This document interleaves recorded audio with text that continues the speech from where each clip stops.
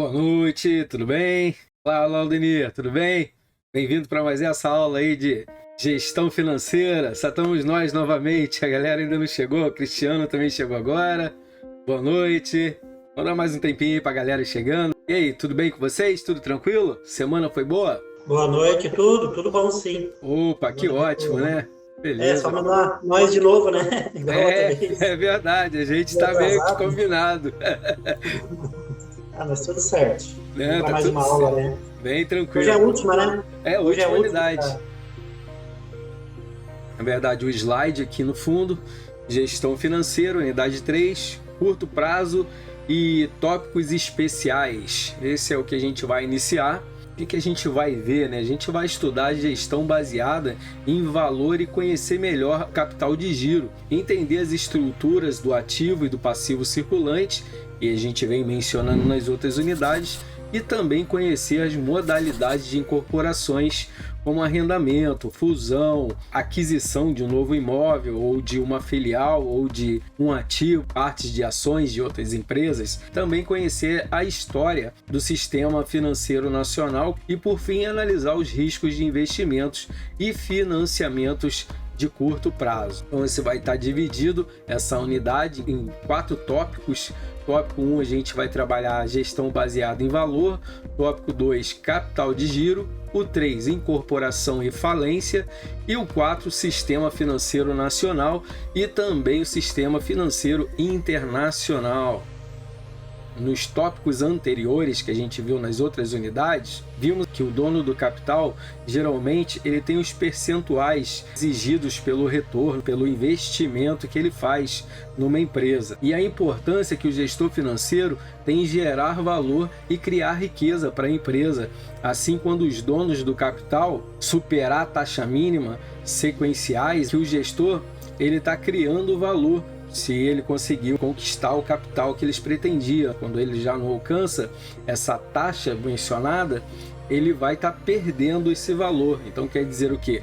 O ativo que o investidor fez já não está sendo tão atrativo para aquele projeto que o gestor, a empresa, está investindo. Então, de repente, vale a pena você tirar aquele investimento e investir em outra coisa. A gente sabe que para gerar valor em um determinado produto, numa determinada empresa, é necessário avaliar a eficiência, principalmente operacional e financeira que a empresa tem, e o crescimento, se ele é rentável, racionalização do capital, ver o que está saindo, o que está entrando, para ele poder ver a situação real que a empresa se encontra. Então aqui a gente vai falar um pouco sobre a criação de valor e os custos de oportunidade que vai vindo para as empresas, para os gestores, para que todos consigam tomar uma decisão convalentes com o investimento. Então, o administrador financeiro, geralmente, ele para gerar o valor para financiar ou para investir, precisa analisar o presente e o futuro do fluxo de caixa que a empresa tem hoje e o que ela espera ter, com base nas previsões e decisões da organização, levando em consideração o regime de caixa, que vai estar toda a atividade mensal e anual perante a essa pesquisa, a esse análise que os gestores têm que determinar para fazer um investimento. Voltamos no exemplo iniciado na unidade 1 e na unidade 2, o exemplo da camisaria, visualizando a DRE por regime de competência e por regime de caixa, para a gente poder entender um pouquinho, tabelinha para a gente poder visualizar, que vai ter as compras de camiseta no valor aproximadamente de 84 mil, tendo pago 80% em 2010, aqui nessa data que o livro traz para gente, com a venda de 120 mil. Então ele vai ter recebido 70% em 2010, dentro desse contexto que ele já vai ter para capital de giro. Então aqui dentro dessa DRE que a gente está visualizando, do regime de competência vezes o regime de caixa, então a gente vê ali o regime de competência em 120 mil, e o regime de caixa lá do outro lado, 84, tem lá embaixo os lucros operacionais, de quanto é que eles lucraram dentro dessa DRE. Mas o que a gente quer chamar a atenção é a despesa administrativa e as despesas com o pessoal, que vai ser o que vai diminuir o lucro bruto da empresa.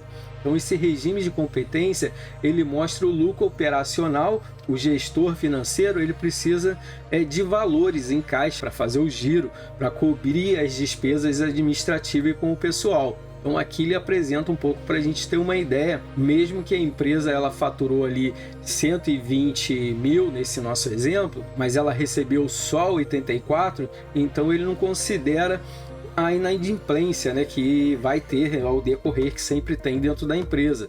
Então isso é perigoso se ele não considerar essa margem, né? Ele está contando com algo que foi só venda, mas não recebido ainda. E também os impostos continuam tendo que ser pagos integralmente, independente dos recebimentos ou não dos clientes. Ele não pode pensar que vai pagar o imposto somente sobre o que ele recebe, mas não, é sobre a venda bruta, sobre o que vai sair da empresa. Agora, se vai receber ou não, aí já é outros 500. Claro que o investidor, ele tem mais alternativas para aplicar o dinheiro e também avaliar os custos e as oportunidades que vão surgindo. E claro, principalmente avaliar os riscos que no contexto geral de qualquer empresa, o gestor precisa analisar minuciosamente essas aplicações, né? Principalmente o de risco. Vamos supor que um investidor ele decide ter uma oportunidade que a empresa de camisaria, aqui no exemplo, que ele está avaliada mais ou menos nos 300 mil e o lucro operacional é de 30 mil, no caso aqui dessa comparação. Ele vai dar um retorno aproximadamente de 10%, que vai dar o 30 mil dividido pelos esses 300. Então você encontra essa margem de porcentagem de 10%. Caso o valor da empresa passe para 270, então esse retorno ele vai diminuir, né? Ele vai passar para mais ou menos 11%, 30 mil dividido por 27, porque ele teve uma redução na sua venda. Então ele vai ter que fazer essa média de outra forma. Então ele pode ter um aumento ou uma defração das vendas. Então pode flutuar esse valor aqui que a empresa tem para ela avaliar. Mas se a rentabilidade exigida for de 15%, o que é uma rentabilidade exigida? Quando alguém vai investir um capital na empresa, ele pensa mais ou menos num retorno que ele quer ter desse investimento, desse dinheiro que ele investiu na empresa. Então, quantos por cento que ele acha que ele vai receber dentro de um ano? Então, aí ele já tem uma rentabilidade exigida. Ele deve gerar, por exemplo, para ele ter esse lucro de 15%, um lucro operacional de 45 mil. Então, como vocês vão ver, ele é maior do que 30 mil que a gente viu lá em cima de lucro. Então, ele precisa ter um lucro, uma visão maior. Isso quer dizer o quê? Ele tem que vender mais. Se a gente fosse fazer a média, seria 45 dividido pelos 300 mil, para encontrar o lucro operacional e a rentabilidade de 15%. Então, como a gente vê, ele pode variar de várias formas. Então ele pode ter um conflito entre esses lucros referente a essas alternativas aqui. Como vocês podem ver, não tem só uma opção, depende muito do lucro esperado, da rentabilidade exigida pelos esses investidores. Pode ser que ele queira 30%, 45% ou 15%, pode que ele queira, mas pode ser que ele não consiga, não alcance com uma média de 45%. Pode ser que ele consiga no final de um ano só ter 9%. E aí, o que vai fazer? É um capital de risco. Por isso que ele precisa analisar bem a empresa ou o seu investimento, onde que ele vai investir para ver se vale a pena. E assim a gente falando, vamos imaginar do resultado operacional e o efeito da IR. E tem a legislação brasileira, geralmente considera que o lucro operacional ele seja descontado somente após as despesas financeiras, aí fica mais tranquilo. Então, se ela considerar as despesas operacional da empresa, como isso impacta sobre a remuneração dos donos do capital e sobre o imposto de renda, os efeitos do IR, que é o efeito sobre o imposto de renda. E com isso a gente vai trazendo uma tabela também que vai ajudando a gente a concatenar esse pensamento, que é o resultado operacional e o efeito do IR, imposto de renda. Então, nesse modelo tradicional, a gente tem o modelo ajustado e o modelo tradicional. Se a gente seguir o lucro operacional antes da IR de 2.150, a gente vai ter a provisão também do IR de 30%, como a gente viu no exemplo lá em cima, que daria 645. E já no modelo ajustado, ele modifica um pouquinho. O lucro operacional antes do IR, ele já é de 2.400, e a previsão do IR, que é de 30%, já vai para um valor maior, ele dá 720. Então, nessa tabela, o modelo tradicional, a empresa conta com capital de terceiro. Essa é a diferença do lucro operacional. E a provisão do imposto de renda é menor, então por isso que tem aquela diferença. E o UNE ele colabora um pouco para a gente dentro do modelo, ele traz sobre as despesas de capital de terceiro que não há uma incidência imposto de renda. E o modelo ajustado, que aí era com capital próprio, impactou no lucro operacional e na previsão do imposto de renda, que é maior. Então, o modelo tradicional, se a empresa ela não tivesse despesas financeiras no lucro operacional ali de 2.400, como a gente viu, a provisão do IR ela seria iguais às de 720 do modelo do ajustado. Se não tivesse aquilo, seria a mesma coisa. Nesse caso, o financiamento próprio não é considerado gasto, então não tem a redução no imposto de renda. Assim, a gente vai trazendo um pouquinho da EVA. O que é EVA, mulher do Adão? Não, significa o valor econômico agregado, que é uma metodologia que reconhece a rentabilidade sobre capital próprio e os juros, a taxa de juros de longo prazo. Então, o gestor financeiro, nessa visão da empresa, ele age como se fosse um acionista, tendo como objetivo trazer mais retorno, que o custo de capital. Então, assim, a implementação dessa metodologia que a gente está mencionando acaba proporcionando o quê? Alguns benefícios para a empresa, como objetivos mais claros, consistentes, quantificáveis, vamos dizer aqui, uma palavra mais científica, também uma taxa mínima de retorno, ele vai ter uma previsão quanto que ele pretende no mínimo retornar sobre aqueles seus investimentos em novos projetos e ainda avaliar a estrutura do capital que a empresa tem, como custo de capital de terceiro ou capital próprio, ainda as políticas de dividendo, quanto ela está devendo na praça e, claro, o custo de manutenção, de maquinários, de pessoas que vem os treinamentos, custo de manutenção. Então são vários aspectos que precisa ser considerado, principalmente a eficiência operacional permite reduzir os custos e aumentar os resultados para garantir o quê? O retorno maior sobre o investimento desses gestores, dos donos do capital. E também a gente tem que considerar a eficiência financeira, investir em um projeto que proporcione um valor positivo. Por isso que precisa fazer aquela análise que a gente viu lá, minuciosa, para ver se ela é o quanto por cento de risco esse investimento. Quanto mais rentável é o investimento, mais risco geralmente tem nela. Então, por isso que o gestor tem que avaliar o crescimento rentável também. A gente tem que ter uma ideia de como ele funciona.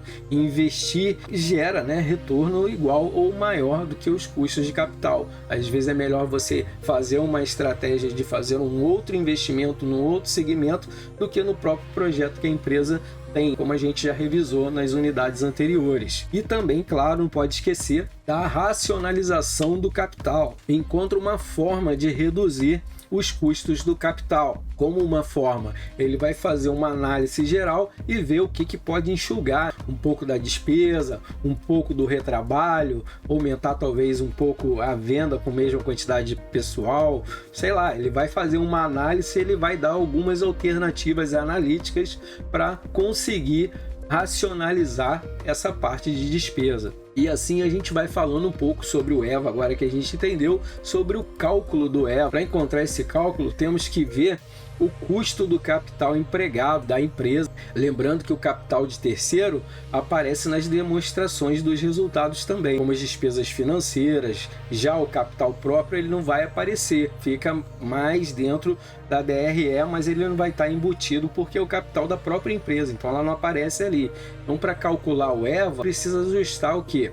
A estrutura patrimonial pelos ativos não operacionais, calcular os lucros operacionais e calcular o custo médio ponderado do capital, que determina o valor operacional e os custos de capital de terceiro, como a gente viu ali o custo do capital próprio. Já para calcular e projetar o EVA, que temos que fazer? Calcular o ativo operacional líquido, ou seja, o capital aplicado no investimento, e também calcular o custo médio ponderado de capital, também igual ao do de cima, e o lucro operacional projetado, que vai subtrair os lucros operacionais projetados e o custo do capital geral total dentro desse entorno. Aqui a gente tem um outro UNE que vai ajudar a entender um pouquinho ou simplificar esse contexto aqui do cálculo EVA. E deixa eu trazer ele aqui, que eu demorei ele um pouco. Esse aqui, dentro do custo de 20%, 100 mil, ele dá um exemplo que é um resumo disso que eu falei aqui com vocês, que dá para concatenar a ideia bem melhor. E aqui também vou trazer uma outra tabelinha, claro, que é só simplificada, que é a estrutura básica do cálculo do EVA, como que encontra a fórmula para poder encontrar esse tipo de investimento para aplicar, que vai ter ali o lucro operacional, o investimento, o valor econômico agregado, onde você vai colocando essas informações. Então é igual, menos igual na tabela. Então a gente consegue extrair esses dados que a partir do balanço patrimonial a gente consegue também ver alguma coisa dentro dos ativos operacional, dentro do ativo, e no passivo operacional, onde que entra o capital inicial do investimento de terceiro, do capital próprio, e depois o passivo, onde ele vai sendo aplicado. Isso também vou trazer aqui para vocês, esse aqui mesmo, já está ali duas partes. A fórmula está em cima e os valores estão embaixo. Então, falando um pouco do ativo operacional, mostra os investimentos que precisa para conseguir gerar as receitas, como o caixa, as contas de receber, também os estoques, as máquinas, equipamentos, veículos, todas as partes que a empresa está monitorando, ela está trabalhando, construções que ela tem, os imóveis, para poder fazer o giro do dinheiro, para poder fazer o retorno do capital. Já o passivo operacional, ele vai representar o quê? O funcionamento da empresa, aquela que não provocam encargos financeiros, como os fornecedores, impostos a recolher, já o salário, os encargos sociais. Então, nessa outra tabela que eu vou trazer aí para vocês, dá para ver o ativo operacional líquido, que representa a diferença entre o ativo operacional, que ele vai trazer, que é o balanço patrimonial, que mostra operacional líquido, tem os capital de terceiro, 4 mil, e capital próprio, 4 mil também. E aí dentro dessa colocação ele traz o ativo operacional líquido de 8 mil reais, sendo que 4 mil são capitais de terceiro. Então 50-50 é capital próprio, só para a gente entender e sim vir para essa tabela. Então a diferença entre a taxa custo médio ponderado do capital bruto e a taxa do CMPC líquido é o imposto de renda. Então aqui também dá para a gente entender o valor bruto e o líquido funcionando entre as duas aqui. Então o ativo operacional líquido, que é chamado WOL, ele tem ali 8 mil com 10,50%. Então vamos precisar de um lucro líquido de R$840 para o nosso ponto de equilíbrio.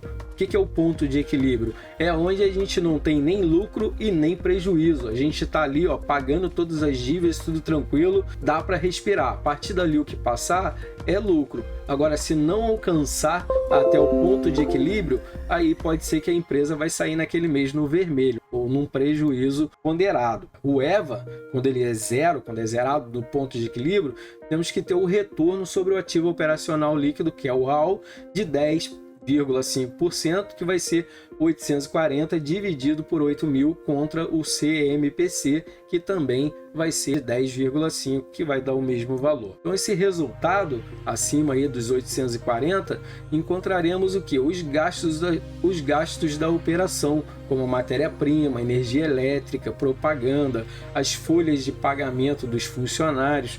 Porém, se for abaixo do lucro, como a gente viu, de 840, aí vamos encontrar gastos com a estrutura de capital de terceiro, num valor 336, e do capital próprio R$504.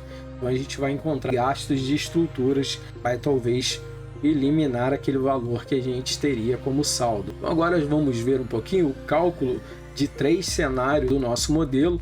Ele traz aqui o A, o B e o C. Vou trazendo a tabelinha ali para gente. Essa era outra tabela que eu queria trazer dos 8 mil para a gente entender lá em cima. Então aqui essa outra tabela da DRE, ela traz aqui um contexto mais visionário, né? Ele traz ali o A, o B e o C, e ali ele vai trazendo logo no início o lucro operacional de 1.440, e lá embaixo no EVA, que é igual, ele traz 168 dos dois lados, do A e do C, e no B ela está zerado. Então, para a gente entender ela um pouquinho, nesse cenário da A, tivemos um aumento do lucro operacional de 144 ou de R$ 1.440 ali, é o resultado do aumento da receita, né? O aumento da receita ou a redução dos custos, tanto faz. Por que tanto faz? Se eu conseguir aumentar a receita, quer dizer que eu estou vendendo mais. Se eu conseguir, por exemplo, ganhar esse aumento, essa quantia na redução dos custos, quer dizer o quê? Eu estou vendendo a mesma quantidade, mas com um custo menor. Estou comprando com matéria-prima mais barata, ou modifiquei a matéria-prima, ou dei, sei lá, umas férias para alguns funcionários para reduzir um pouco a despesa, ou fiz alguns tratados, uma terceirização, alguma coisa assim que eu consegui reduzir o custo. E aí também eu consigo ter um certo lucro, um aumento de receita. E no final ele revela o que? Os R$ 168, como a gente viu ali no valor econômico E, que é o cenário C, e temos uma redução do lucro operacional, ou seja, uma destruição do valor de R$ 168, ele já não existe mais, do valor econômico agregado do EVA. Então, como vocês vão ver, ele é um pouco complexo aqui nessa nossa visão, mas a possibilidade para agregar esse valor seria talvez ou tentar fazer uma redução dos custos com a estrutura desse capital, com a estrutura do capital já montada. Por exemplo, com uma redução dos custos com o capital de terceiro, ou ainda as melhores fontes de financiamento com valores menor ou maiores prazos, menores taxas de juros. Então, de repente, você pode negociar com outro banco para você pegar aquele dinheiro da dívida que você já tem ativa no outro banco, e se valer a pena pegar aquele dinheiro para pagar o outro, para pagar um juro menor.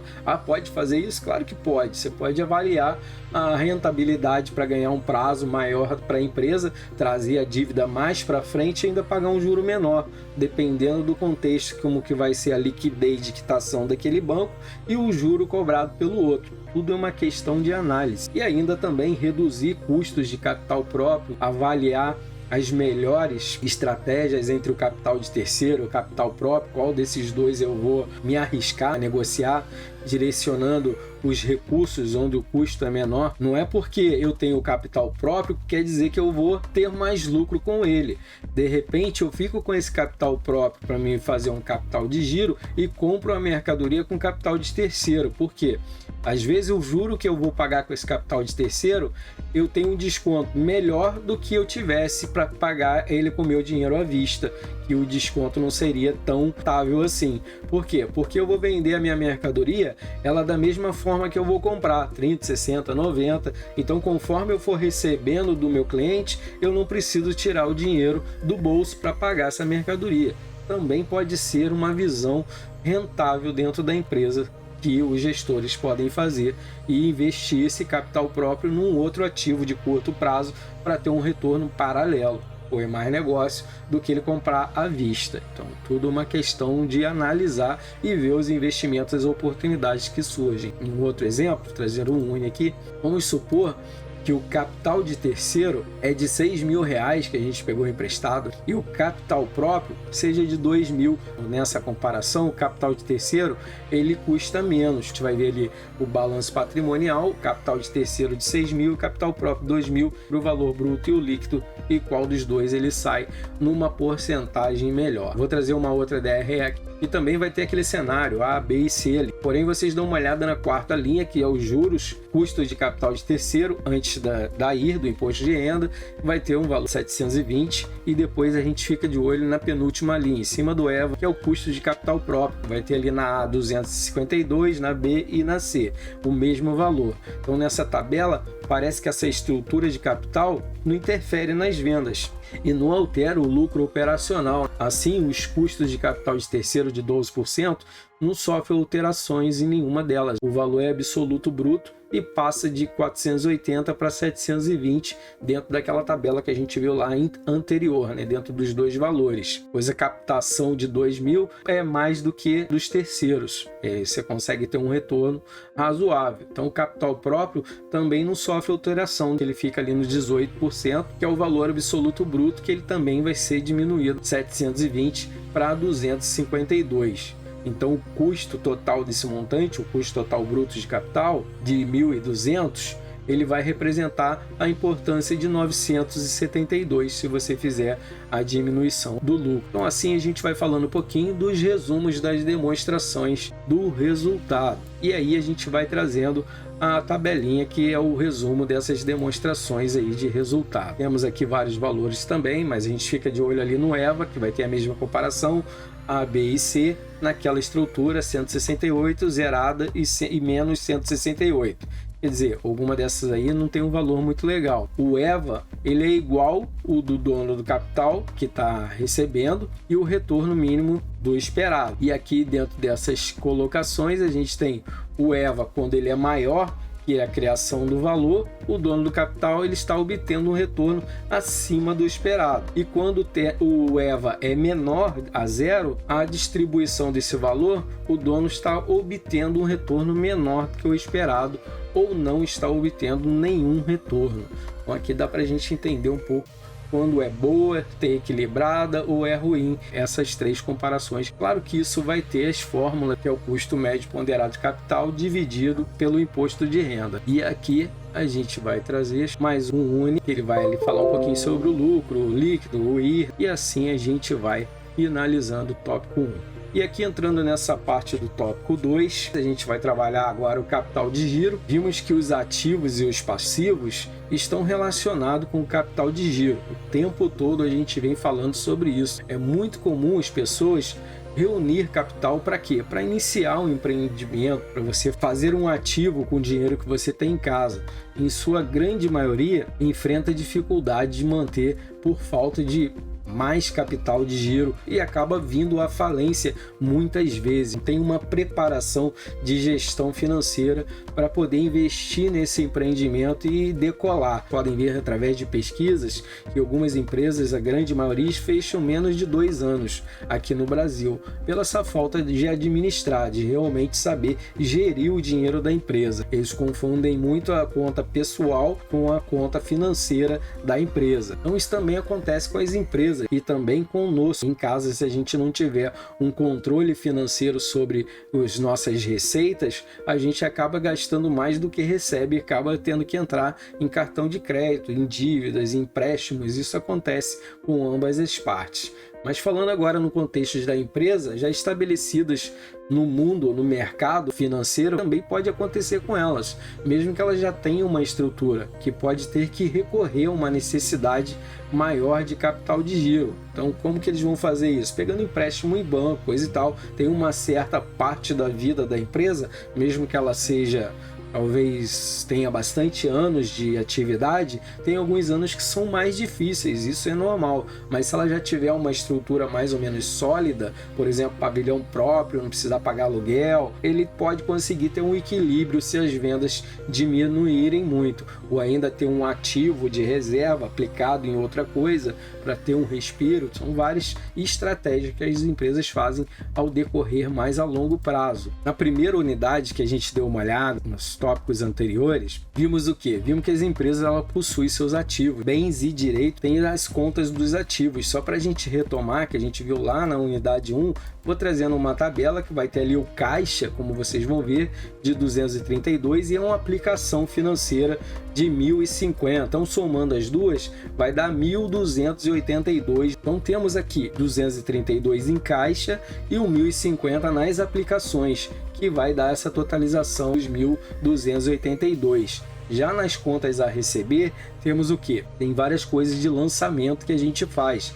Tipo, temos os títulos, as duplicatas, cheques com vencimento futuro de curto prazo, onde pode trocar no banco com facilidade, onde vamos ter descontado nas instituições financeiras, como eu mencionei. Para quê? Para que possa pagar as contas. Vamos supor 7.500 em 30 dias, o banco ele cobrasse uma taxa de 3%. Assim, a gente poderia contar com 7.275 em caixa. Por quê? Vai ser descontado desses 7.500 os 3% que o banco vai tomar para ele. Então aqui a gente já conta com esse dinheiro para poder pagar os fornecedores e ainda pode ser que você desconte os cheques que você tem em caixa para você fazer dinheiro com ele. Então o banco também pega isso, claro que em curto prazo, para pagar ali em 30 dias e você consegue ter um respiro. Então, adicionando 1.282 dentro desse valor que a gente falou, nas contas a receber, os descontados de 7.275, iríamos ter um montante geral de 8.557 para pagar as contas. Então, quer dizer, mais o dinheiro que eu tinha, o que eu peguei no banco, ficou mais tranquilo ainda. Avaliar as variações dos ativos circulantes é para isso, para que as dívidas temos que dividir pelo total do ativo, que vai dar 18.582 dividido por 39.612, e aí vai dar ali 46,91% aproximadamente. Então essa variável, a gente vai ter aqui a variação dos ativos circulantes sobre o lucro e o risco. E aí a gente vai conseguir visualizar um pouquinho aqui que ele vai definir essa fórmula, que seria o cálculo do ciclo de conversão de caixa, que vai ser igual à idade média dos estoques que a gente tem no depósito, mais o prazo médio de recebimento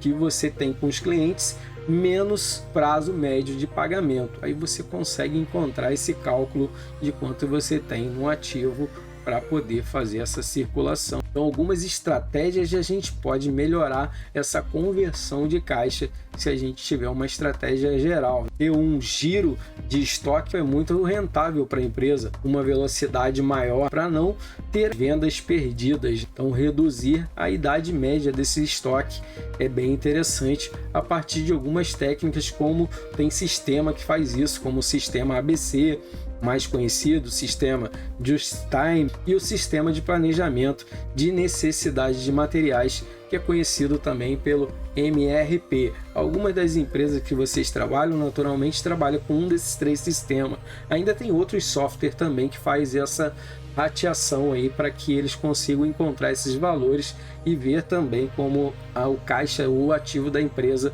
está e quais são as possibilidades que eles têm para poder fazer o ativo circular. Então, cobrar as contas com maior rapidez, o sistema ajuda, ele tem uma visualização da inadimplência do que está na rua ainda em 30, 60 e 90, fica mais fácil de visualizar. O uso de técnicas de cobrança, você pode lembrar o seu cliente não cobrando antes da conta vencer, porque você já sabe que esse cliente, ele costuma atrasar um pouco e de repente você vai convencer ele a pagar na data exata para ele não pagar juros, mas na verdade não é isso a sua intenção. A sua intenção é que entre o dinheiro em caixa para que você possa pagar suas contas. Então, mais ou menos esse equilíbrio. Então, o cara não vai ficar, vamos dizer, chateado, ele vai achar ainda que você está querendo ajudar ele. E, na verdade, está ajudando ambos. Então, para que possa reduzir o prazo médio desse recebimento. São várias estratégias que você pode utilizar. Ainda tem o ativo circulante, que subdivide em ativo circulante financeiro, conta que representa o dinheiro, como caixa, os bancos, as aplicações financeiras. Então, um ativo circulante financeiro. Já o ativo circulante operacional são as contas que representam aí operações de atividades, tipo contas a receber, o estoque, tanto que tem no pavilhão ou em andamento. O que é o em andamento? É o que você já vendeu, mas ainda não entrou o dinheiro daquela venda. Então, ele ainda está em circulação. Então, falando nisso, vamos falar um pouco agora do passivo circulante, dentro desse contexto aqui, que é as contas de passivo, que expressa os deveres e as obrigações que a empresa tem. Então temos aí um curto prazo, onde temos que ter o capital para honrar as nossas obrigações. Aqui a gente tem 15.859 nas contas do passivo, que eu vou trazendo aqui a tabela para a gente poder mensurar essa nossa colocação aqui e visualizar melhor o nosso pensamento. Então aqui a gente vai ver na linha total do passivo circulante que a gente tem um valor mencionado ali de 15.859 e o total do passivo lá embaixo, o PL, é 39.612. E assim a gente consegue ver a variação dos passivos circulantes sobre o lucro e riscos. A gente vai ter também nessa construção aqui variação do quociente, efeitos sobre o lucro, efeitos sobre o risco, e assim a gente vai vendo essa diminuição ou o aumento total sobre o passivo e o ativo através dessa tabela, que dá para encontrar aí as porcentagens do ativos totais, pagando 15.859, eu pegando o 15.859 e dividir ele por 39.612, que vai dar a porcentagem de 40% aproximadamente. A gente precisa cumprir com o passivo circulante, ou seja, pagar as contas. Então aqui a gente ainda tem as contas a pagar, as despesas, que é essa análise que a gente vai fazer sobre as notas promissórias, ou ainda recorrer a uma linha de crédito, ou um acordo de crédito rotativo, ainda descontos nas factories, onde você vai trocar suas duplicatas que você negociou suas mercadorias, eles também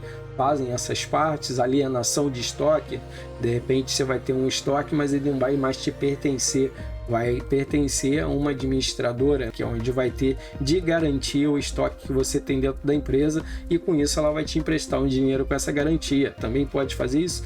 Pode, não é muito comum, mas também pode. E ainda a gente tem os passivos circulantes, dá para ficar subdividido em passivo circulante financeiro, são relacionadas às duplicatas descontadas e os empréstimos bancários, e o passivo circulante já operacional, que fica relacionado a água, luz, telefone, imposto, fornecedores, várias outras coisas relacionadas, como os funcionários, encargos, comissões e assim por diante, para a gente poder entender quando é o operacional e quando é o financeiro. Isso acho que ficou bem claro, que a gente vem falando o tempo todo sobre essa questão, né? Então aqui a gente vai falar um pouco agora das necessidades de capital de giro, que toda empresa precisa, é o que faz a sobrevivência da empresa. Então podemos dizer que o capital que se move entre as contas, né, do ativo circulante, ou seja, capital de giro da empresa, onde ele vai se movendo, de repente ele está nas compras, de repente ele já está nas vendas, de repente ele já está no operacional, ele circula sobre a empresa toda. Então ele que vai nos proporcionar pagar os empréstimos de curto prazo ou os de longo prazo, mas ele que vai fazer a gente honrar nossas obrigações. Então, para isso, a empresa com capital de giro líquido positivo, também vou trazendo aqui uma outra tabela, que ela vai trazer ali o ativo circulante maior, que vai trazer o valor de 18.582, e o passivo circulante menor, que é 15.859, igual que a gente viu.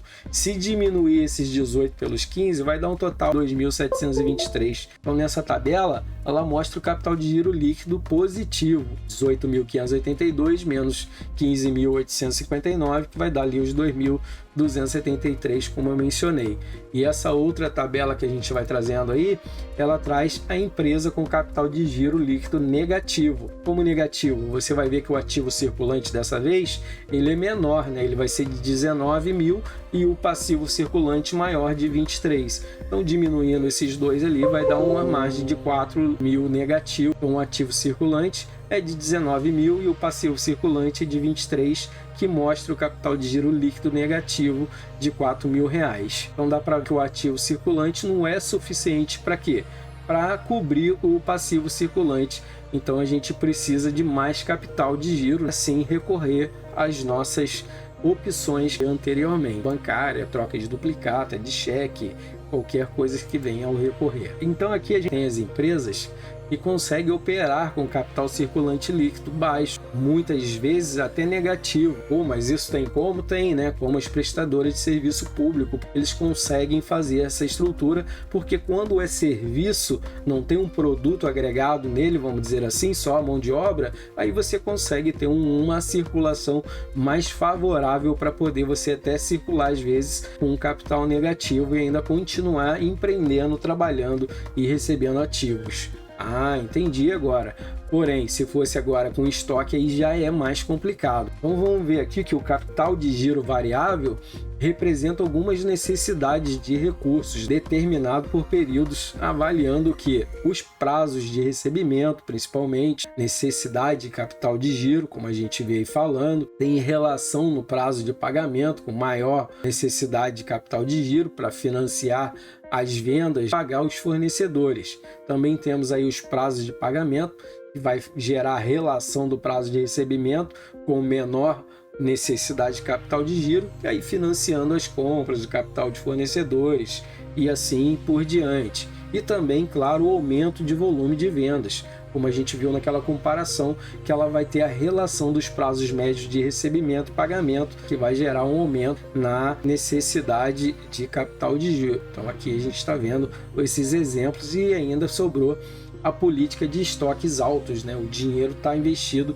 no estoque, que isso não é muita vantagem, como a gente já vem falando. É claro que você tem que ter um estoque mínimo para você poder cumprir com seus fornecedores, ou às vezes não deixar de entregar um produto que está vendido. Então você já tem ele em pronta entrega, mas não ter ele, por exemplo, numa margem muito grande, porque você comprou ele numa promoção, estava com um preço muito legal e você comprou um lote que vai dar para trabalhar o ano inteiro. Mas olha o capital que vai ficar investido nele esses tempos, então às vezes não vale a pena pagar mais barato dentro desse investimento. E aqui a gente vai trazendo a variação da necessidade de capital de giro dentro de uma tabelinha também, para mais ilustrar, para a gente ver quando ele aumenta e diminui. Então se a empresa ela conseguir comprar as mercadorias a prazo e receber as vendas à vista, pô, que maravilha, é o sonho de toda empresa. Não teria necessidade de capital de giro, ela já conseguia se mover sozinha. Então o ciclo operacional dessa base da indústria seria mais viável.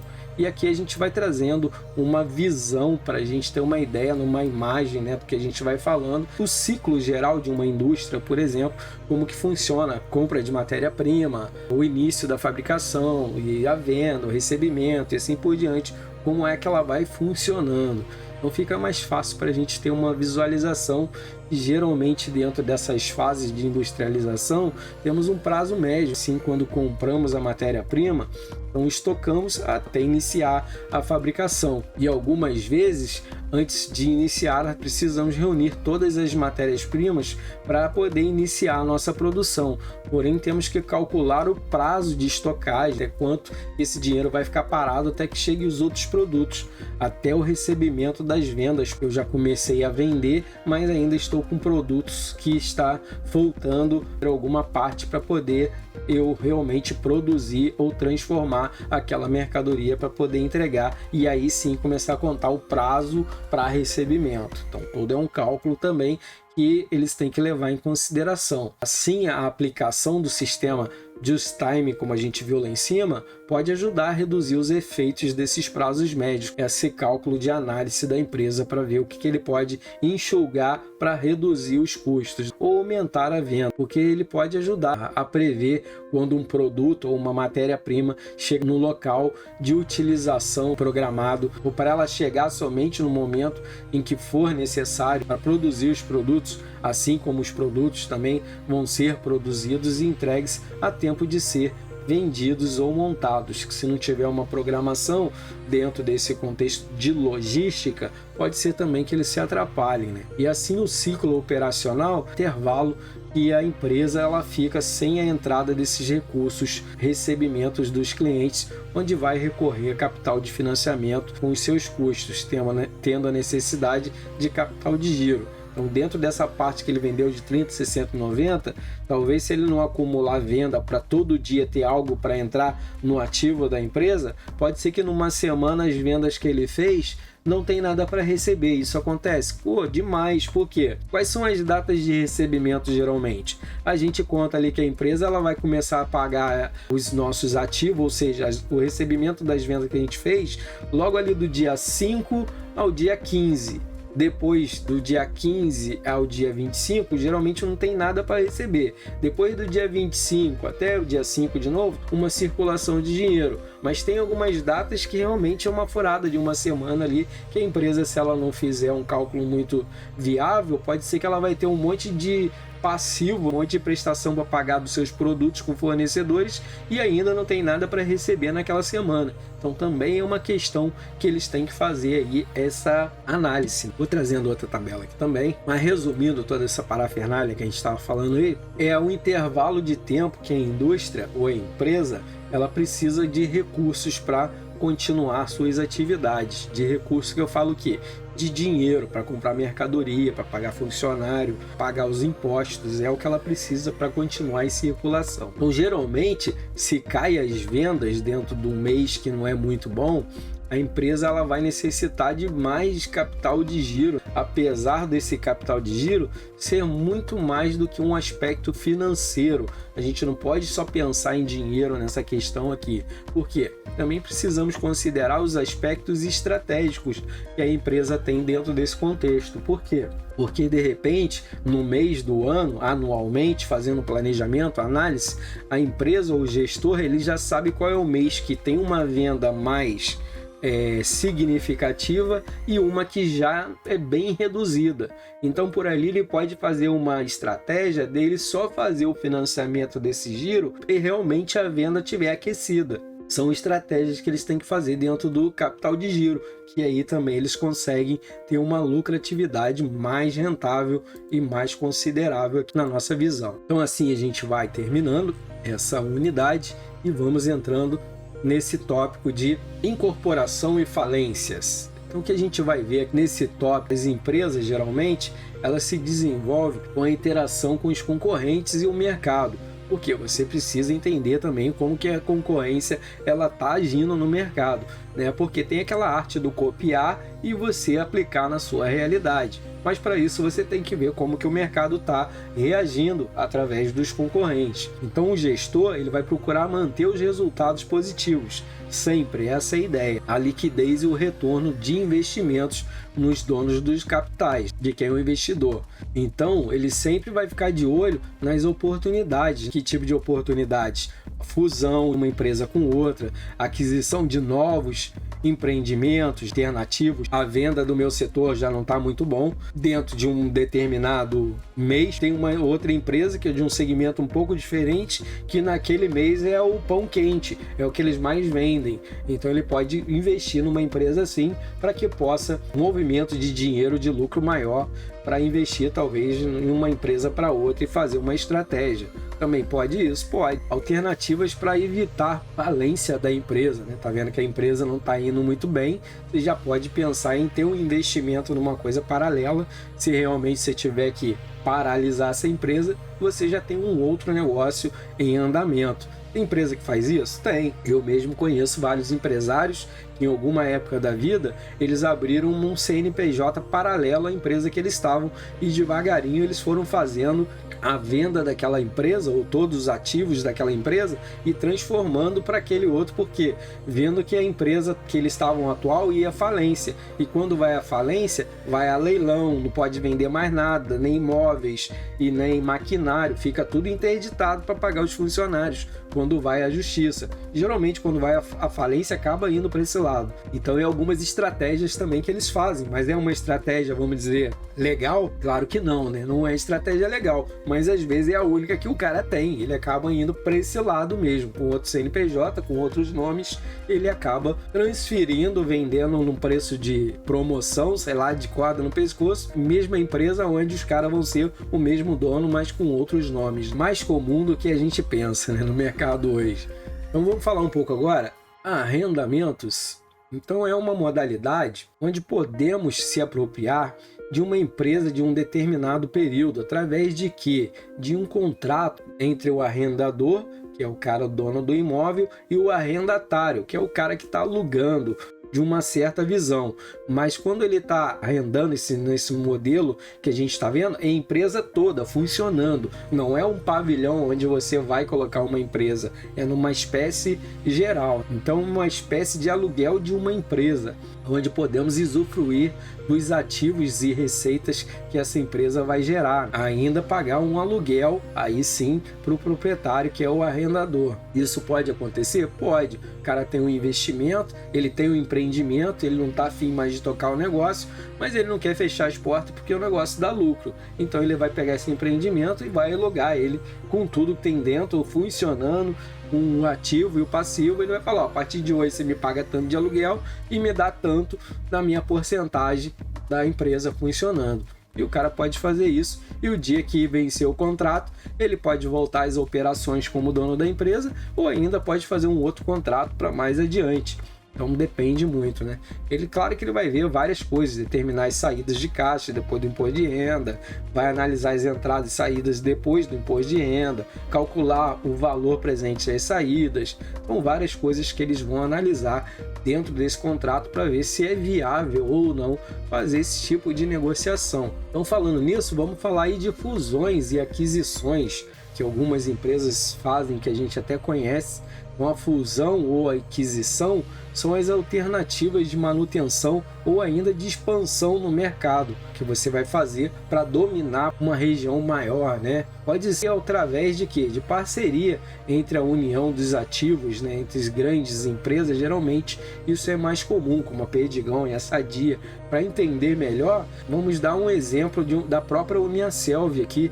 E ela também passou por um sistema muito semelhante a esse. Ela iniciou as suas atividades como faculdade e anos mais tarde ampliou aí sendo centro universitário. Então vamos dizer que ela subiu algumas escalas e expandiu. Então ela no ensino superior, ela se juntando ou se unindo com outros sócios, ela conseguiu se unir e aí criando faculdade nos municípios vizinhos como Blumenau, Rio do Sul, Brusque, Guaramirim, que é bem forte essa área da Uniaselv lá, né, em Santa Catarina. Depois ela recebeu a autorização do MEC para atuar numa nova modalidade, que na verdade era bem parecida, era o ensino superior, só que dessa vez na modalidade à distância, que aí teve um aumento enorme, né? E aí ela conseguiu atingir todo o território nacional, hoje que a gente vai ver e encontra a Uniaselv em todos os locais, basicamente. Cada ano que passa eles estão abrindo mais uma e mais uma, né? Em outros grupos de ensino superior. Ele queria fazer uma aquisição, uma fusão, alguns empreendedores com a Uniaselv para ampliar, né, os seus negócios, com a intenção de ampliar o negócio, quem estava nessa mesma modalidade. Aí a família, né, dona da Uniaselv ali, que era o Tiffany, né, vamos dizer assim, que era o sobrenome deles ali, da família, eles tiveram uma decisão, né, decidiram ali não vender e nem fundir com nenhum outro grupo, mas preferiram ampliar, né, o grupo Uniaselv, e hoje é considerado aí o maior grupo de ensino superior privado do estado de Santa Catarina. Também está aí dentro dos maiores do país, uma evolução com um crescimento enorme, né? É claro que vocês vão encontrar várias outras aí, a Anguera, Unopar, Fael, se não me engano, mas essas aí elas se fundiram com uma empresa chamada os Crotons, e até tinha comprado a Uniaselv também na época, e ela acabou virando um monopólio. E para não virar um monopólio, o dono do mercado, eles tiveram que abrir mão de uma dessas universidades, e aí abriram mão da Uniaselv porque ela era a maior de todo esse grupo. E aí que a Uniaselv começou a expandir mesmo. Então essas duas, a Crotons e a Uniaselv, hoje em dia é o que manda no mercado. Essa Crotons é a união de várias outras faculdades. Quando vocês quiserem pesquisar isso na internet, vocês vão entender um pouco melhor do que eu estou falando aí, e assim vai ficar mais claro. Mas voltando para o nosso contexto de fusão, então a gente tem aí a fusão, ela pode acontecer por uma série de motivos, como a gente pode ver, crescimento de diversificação, né, de atuações da empresa, ou a captação de fundos, ou ainda aquisição ou gerenciamento tecnológico, que a empresa, uma dessas empresas tem um controle melhor para suprir as minhas necessidades, ou ainda considerações fiscais, ou aumento da liquidez ou defesa contra aquisição hostil, contra alguma outra empresa que está querendo se tornar um monopólio, no exemplo que a gente deu, né?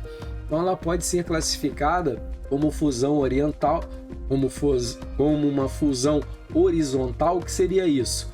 Entre as empresas do mesmo ramo, né? Quando duas empresas pretendem se unir, né? E também temos as empresas vertical. A fusão vertical, quando uma empresa adquire um fornecedor ou um cliente. Então, para a gente entender um pouquinho, cada uma que a gente vai adquirindo, ela vai se chamar uma fusão vertical. E ainda temos a fusão genérica. O que é isso? É quando ela adquire uma empresa diferente, mas do mesmo setor. Entendi um pouco melhor. Ainda temos a formação de um conglomerado. que é a combinação da empresa em ramos diferentes. Isso também pode acontecer? Pode. Talvez é do ramo de educação, mas numa área totalmente diferente da outra. Por exemplo, engenharia e medicina. São áreas bem diferentes, mas eles podem se unir dentro desse contexto aqui. É claro que uma fusão ou uma aquisição, ela tem que ter uma análise minuciosa, como a gente vem falando lá, por causa do risco, detalhada da empresa, que ela pretende fundir ou adquirir. Aí porque surge um passivo enorme após a fusão ou aquisição.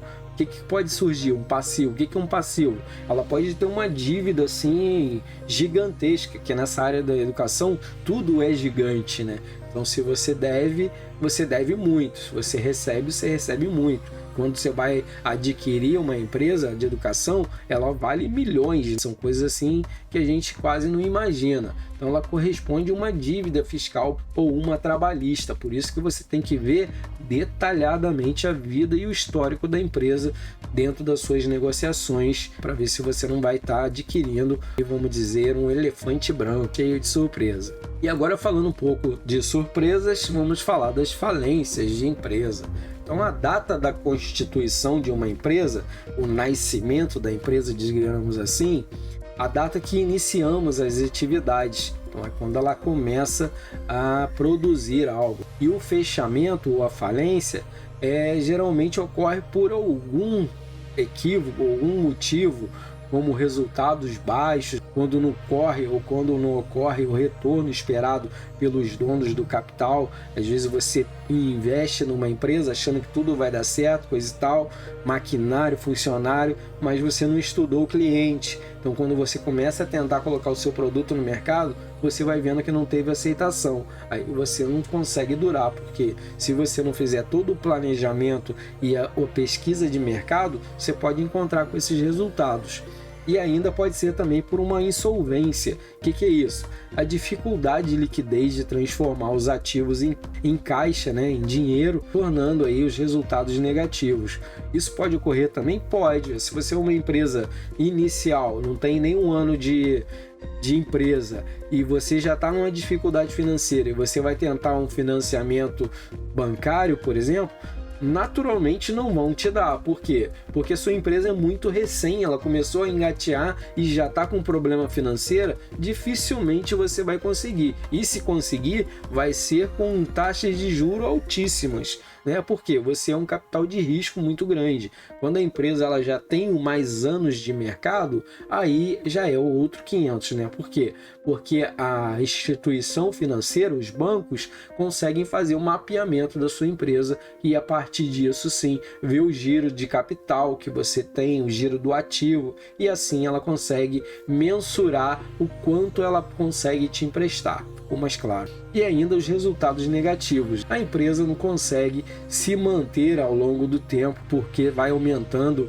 as inadimplências, a falta de credibilidade que a empresa vai tendo no olhar de outras empresas ou das financeiras, porque ela está tendo muita inadimplência. E como que uma financeira pode ver isso? Eu vou lá e troco todos os meus cheques para 30 dias curto prazo para fazer um capital de dinheiro rápido, e quando vê 70% daqueles cheques negociados no banco estão voltando tudo. Também pode ser quando ele vai trocar suas duplicatas das suas vendas. Também começa tudo a bater na trave. Isso quer dizer o quê? Resultado negativo vai gerar resultados negativos também para a empresa, para ela conseguir uma outra rentabilidade, um novo financiamento. Tudo vai bater na trave, né? E também até para ela comprar a prazo com seus fornecedores, que eles também vão fazer essa pesquisa de inadimplência. E ainda pode causar o quê? A quebra da empresa. Isso vai ocorrer por quê? Pela má administração, né? Principalmente econômica, ou ainda o envelhecimento da empresa. Nossa, o que é o envelhecimento da empresa? Aquelas pessoas ou aqueles gestores que não investem na formação de pessoal, não investem em tecnologia, tudo está ultrapassado, o caminhão ainda é aquele lá Mercedes, cara chata, que só dá gasto, só dá prejuízo, não anda, bebe não sei quantos litros, e assim vai. Ela vai sendo uma empresa que vai ficando velha no mercado, ela vai sumindo. Hoje em dia, se você deixar a empresa ficar assim, você para no tempo, você vai ver que sua empresa não vai longe. Então precisa do investimento constantemente dentro da empresa. E isso tudo ocorre muito principalmente pela falta de gestão. Para que isso não ocorra, ela precisa de quê? Precisa ter uma perfeita integração, tanto interna, com seus funcionários, tudo redondinho na linha de produção e também alinhada com o mercado. Por quê? Alinhada com o mercado. É o mercado que decide se sua empresa vai sobreviver ou não. São os clientes, são para quem você faz o seu ativo, o seu mercado em si. Se você é uma distribuidora, se revende para os lojistas, que por sua vez os lojistas vendem pelos consumidores. Se os consumidores não estão comprando dos lojistas, automaticamente os lojistas não vão comprar da indústria. E isso vai dar aquela onda, né? Aquela alavancagem de vai parar toda a produção e assim vai ser mais difícil da empresa retomar suas atividades. Então, trazendo esse Uni aí para colaborar, mas falando mais um pouco sobre a má administração, ela está associada aos elementos da gestão interna da empresa, onde o gestor ele não consegue muitas das vezes fazer o seu trabalho, que é, por exemplo, coordenar ou integrar, socializar todas as ações internas, ou melhor, externas da empresa, trazendo os resultados esperados. Aí ele acaba trazendo resultado negativo muitas das vezes, porque quando o gestor, por exemplo, tem um administrador que não dá muita liberdade de tomada de decisões, ele acaba também entrando numa enrascada, porque às vezes ele quer tomar uma decisão, fazer uma coisa acertada e ele não tem poder total para isso. Então ele fica com medo que ele já sabe que vai bater na trave, né? Geralmente isso acontece muito com empresas mais antigas, que é de família, pequenas e investe muito em tecnologia. Isso acaba ocorrendo, fica engessada. Então a situação econômica ela pode afetar aí várias coisas também drasticamente, ou o custo externo, como a caída das vendas, né? Situação que pode surpreender o gestor. A parte econômica também vai influenciar demais. Se aumentar muito o preço e baixar o nosso poder de compra, aumentar muito o preço dos produtos por causa da inflação e nosso salário diminuir dentro dessa plataforma, não acompanhar a inflação, nosso poder de compra vai diminuir. E com isso a gente vai bater na trave. Então por quê? Porque nos últimos anos estão vivenciando uma crise econômica global. Os países que eram vistos como potências econômicas imbatíveis, que nunca entram em crise, hoje apresenta sinais claros de dificuldade financeira. Pô, verdade, claro, tipo os Estados Unidos. Aí a gente vê o endividamento que está tendo nos últimos anos aumentando drasticamente, né? Uma dificuldade para pagar as dívidas dentro dessa relação que eles estão tendo no convívio das organizações dos países. Então, isso está ocorrendo não é só no Brasil, mundialmente em outros países, como a gente pode perceber. No tópico 4, a gente vai ver o sistema financeiro nacional e a gestão financeira internacional. E é bem legal nessa parte aqui da empresa internacional, me agrada bastante. O que a gente vai ver nesse sistema? A gente vai poder entender um pouquinho o sistema financeiro nacional brasileiro, que é muito conhecido ao redor do mundo e se destaca entre alguns países, um poder aquisitivo menor. E assim a gente vai falando um pouco sobre o sistema financeiro, para que a gente vai começar com o sistema financeiro nacional, para ficar mais fácil o nosso entendimento. Então, o sistema financeiro nacional, em 1808, a gente teve o nascimento do Banco do Brasil. Olha só, é bem novinho. Os primeiros bancos que iniciou aí no Brasil começarem a juntar o dinheiro, ter essa participação bancária. Após a Segunda Guerra Mundial, surgiu o Fundo Monetário Internacional e o Banco Mundial, que também foi retomando dentro desse contexto lá em 1964, e também surgiu o BNDES, tão conhecido e utilizado pelas empresas atualmente, que é o Banco Nacional de Desenvolvimento Econômico e Social. Então, assim, ocorreu toda a evolução do sistema financeiro nacional brasileiro, que se tornou mais eficiente e regulamentado do mundo através da Constituição de 1988, que promoveu o desenvolvimento, o equilíbrio e a estabilidade econômica, principalmente entre o Brasil e então, essa estrutura do sistema financeiro, eu vou trazer uma tabelinha para a gente entender essas nomenclaturas, o PACEM, o CNE, o CVM, né? E assim fica mais claro para vocês entenderem um pouquinho aqui o contexto. Nesse sistema nacional brasileiro, ele está dividido em 3 níveis. Quais são eles?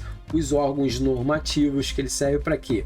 é aquele que cria todas as normas e as regras que devem ser cumpridas. E também temos as entidades supervisoras, que supervisiona, como já diz a palavra, que ela verifica as regras, se as regras elas estão sendo cumpridas. E também a gente tem os operadores, que são os agentes que realizam essas operações financeiras em seu entorno. Aqui eu vou trazendo o site do Bacen, para quem quiser entender um pouquinho como funciona esse sistema. E aqui a gente vai falando sobre gestão financeira internacional, que ela vai falando sobre o crescimento dos mercados, a evolução das tecnologias, que vão retratar aí um ambiente globalizado, que a gente pode ter uma empresa instalada lá nas cidades, a qual a parte do seu capital social pode ser externo ou internacional. Eu posso investir numa empresa, por exemplo, que está lá na China, estando aqui no Brasil? Claro que pode. Posso investir em ações na Bolsa de Nova York? Pode, claro que pode. Isso tem muitas pessoas que fazem isso. Investem, por exemplo, seu capital em dinheiro real, mas em ações em dólar, para ele ter um retorno sobre o juro maior. Isso aí tem trades que são especializados para fazer isso. Além dessas modalidades, essas empresas são constituídas de uma forma geralmente jurídica. Além dessas modalidades, também temos aí a Joint Ventures, que é uma parceria contratual entre essas partes de investimentos de determinados projetos, né? Geralmente novos projetos. Então, assim, essas empresas internacionais, além de ter que contribuir com os impostos, com as taxas, alíquotas locais, também elas têm responsabilidade, como a tributação internacional. Não é porque ela trabalha no mercado internacional que ela fica isenta. Não, ainda tem aquela questão lá do grupo que a gente viu na unidade 1, entre o grupo que tem a isenção entre os países. Mas aqui já é uma outra diferenciação. Então ainda ela tem que pagar ali o imposto de renda local, a incidência de imposto estrangeiro sobre as remessas que ela vai distribuir entre os outros países. Então, dessa forma, dá para melhorar a relação comercial entre os países, os governos, que de alguns eles se unem para criar os blocos econômicos que eu dei uma pincelada aí falando lá na unidade 1, como a NAFTA ou a União Europeia, ou ainda o Mercosul, como a gente viu todos os países latinos aqui que está no grupo, ou a grande maioria, como já tínhamos visto lá nas unidades anteriores. Essas empresas internacionais também elas precisam ter as demonstrações financeiras, tem as questões de consolidação, tradução das contas individuais, a unificação das moedas e ainda a divulgação dos lucros internacionais que elas obtiveram num determinado período. E assim também, claro, elas têm que avaliar o risco. Então, falando em risco, vamos falar sobre ele, trazendo então o risco das empresas internacionais, que é um pouco mais amplo e complexo, determinando os riscos, porque tudo é longe, principalmente o risco de câmbio. O que é o câmbio? A troca de moeda, o dólar principalmente, que ele varia todos os dias, o tempo todo, então você não tem como mensurar o valor da moeda do dia para daqui a 30 dias se você vai ter um lucro ou um prejuízo nesse investimento, nessa taxa. E a diferença do valor entre a moeda dos países, as possíveis variações cambiais das moedas aqui no entorno. Para entender um pouquinho melhor mais sobre essa variação cambial, vamos voltar ao exemplo da empresa da camisaria que a gente vem trazendo no nosso modelo, a máquina empacotadora, no nosso exemplo, que ela vai ter um custo de $2.000. Como você vai ver, o dólar hoje está 5 por 1, nem sei se está mais do que isso, até deve estar mais sim. E o imposto e as taxas de importação, que vai representar 50% da máquina, nesse valor de 50%, que vai acabar $3.000. Mas como assim? Se é 50% não era para ser 4%? Não, porque pensa comigo, $2.000, então 50% de $2.000 é 1.000. Aí quer dizer 2.000 mais os 50% que é 1.000. Aí ele vai fechar em 3. Para poder entender quem ficou na dúvida. Então aqui no Brasil a gente precisa o quê? Converter para o real, para a gente poder ter uma noção da moeda local. O Bacen ele tem o valor dessas moedas atualizado, onde você consegue jogar lá e ver quanto que está a moeda do dia transformada pela nossa. Então para realizar essa conversão, então de R$1 ela vale R$1,55 aqui nesse exemplo, que é bem antigo com certeza, ela vai ter que calcular o valor de em reais, em moeda nacional, como a gente viu, os 3 mil dólares vezes o valor da moeda local, que é 1,55, que vai ser igual a 4.650 reais. Esse 3 mil dólares, certo? No valor real, ele vai para 4.650. Hoje é lógico que esse 3 mil iria lá para os 15 mil, né? Então é uma coisa para vocês olharem. Ter sido lá por 2010, mais ou menos, tá? Para a gente ter uma ideia. Hoje está em 2022, 12 anos depois. Então vamos supor que desses 3 mil dólares, a gente deu um sinal de 1.000. O restante ficou aí para 30 dias para a gente pagar. Então assim tivemos uma saída de capital de 1.000 dólares, ou seja, de 1.550 reais no nosso exemplo aqui, e ficamos devendo 2.000 dólares, que pode ser variado dependendo da variação cambial do dia. Como ele fez para 30 dias, pode variar muito, porque o dólar ele mexe todos os dias.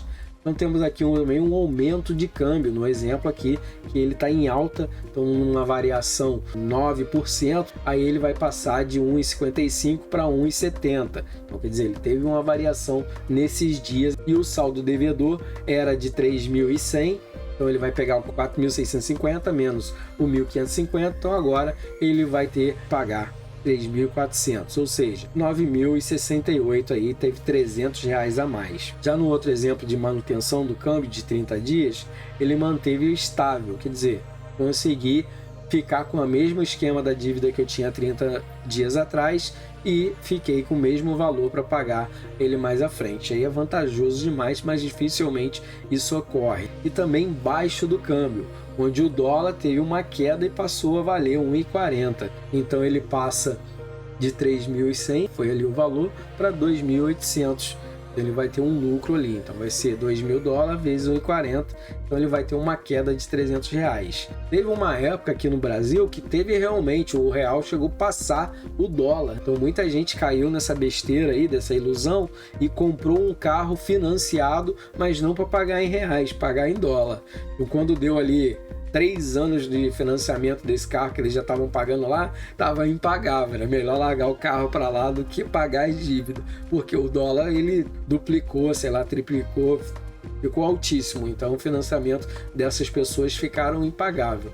Elas pagavam 500 reais, passaram a pagar 2.100, 2.800 por mês. Então não tinha condições, né? Então analisando a flutuação dessas moedas, quando a taxa de câmbio ela foi baixa, é melhor fazer a importação, ou seja, as compras de outro país.